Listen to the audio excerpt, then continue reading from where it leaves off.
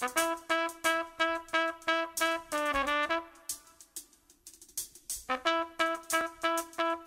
minuto bago umalis ang bus papuntang Tuguegarao, dumating si Ian Dax Daquilanea. Naka-shorts, naka-rubber shoes, may dalang malaking backpack. Sa biglang tingin, isang Jeprox na pasahero naghahabol ng biyahe. Pero sa kabila ng bagets na Jeforms, hindi ordinaryo si Dax.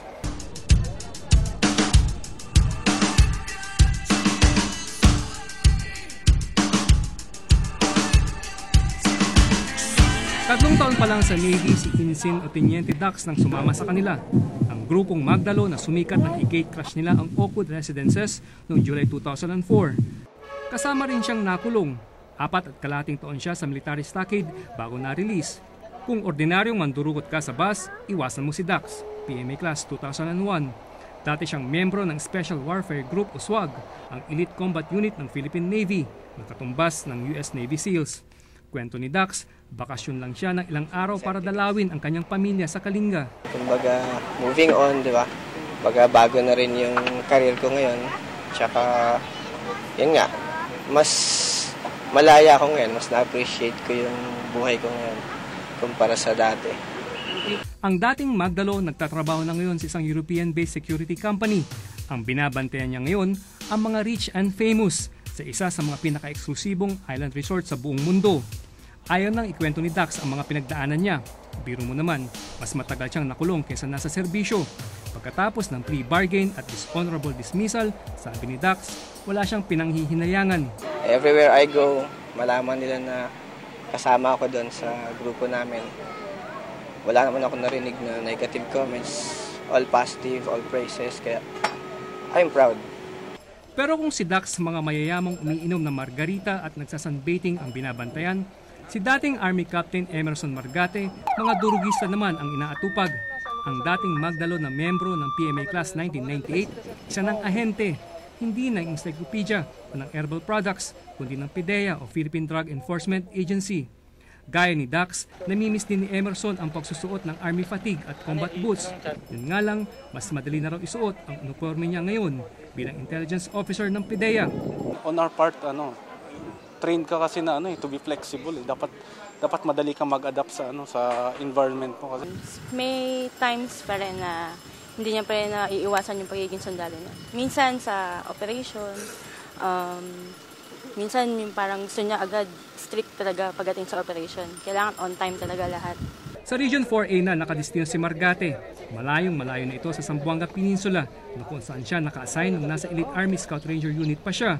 Pero gaya ng dati may kalaban pa rin siya. Yun nga lang hindi na ABU o MILF kundi mga durugista ng lipunan. I'm thankful talaga na I still choose the government na pagtrabahuan. Kasi paglabas namin nun, siyempre maraming gusto rin kumuha na private companies. Ako pero sa sarili ko, still wanted to work with this government. Kasama kayo! Ayusin nyo rin sarili nyo! Ano na nga ba ang nangyari sa 321 na Magdalo? Halos 6 na taon matapos ang Oakwood Mutiny. Marami na nabago magmula ng maganap ang nabigong Oakwood Rebellion noon. Pati nga pangalan ng hotel, nabago na rin. 133 sa mga enlisted personnel ng Magdalo nakabalik sa serbisyo matapos makulong at ma-demote ang ranggo. Ang pagtayo namin dito hindi lamang para sa aming sarili. Sina Captain Gary Alejano at Marine Captain James Layog panandali ang nakalaya para pumunta sa siege ng Manila Pen. Nag-plead sila ng guilty noong nakarang taon. Nakakulong pa rin sila. Kami mga sundalong tumayo. Si dating Captain Gerardo Gambala, ang dating Army Scout Ranger, isang pastor na raw ngayon.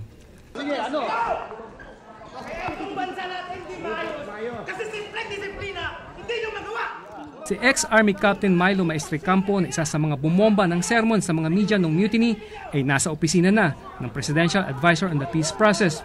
Boss niya dati si ex-AFP Chief of Staff General Hermones Esperon.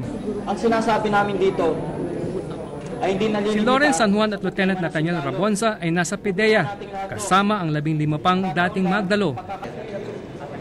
Si ex-Navy Lieutenant Senior Grade Antonio Trillanes nanalong senador.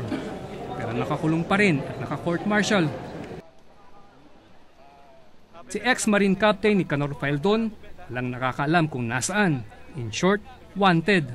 I don't believe that any of them have lost their idealism, and I don't think that we should count them out. The fact that they are quietly living out their lives doesn't mean that they have given up. Pero kung may panibagong kabanata pa ang Magdalo o may hotel na naman silang bibisitahin, hindi natin masasabi. Pero para sa mga ex-Magdalo tulad ni Dax at Emerson, mas masarap ang hangin kahit sa EDSA kumpara sa Bartolina. Kasi nga yung 'di ba, yung pagpunta namin doon parang ano pa rin, dami pa ring negative criticism.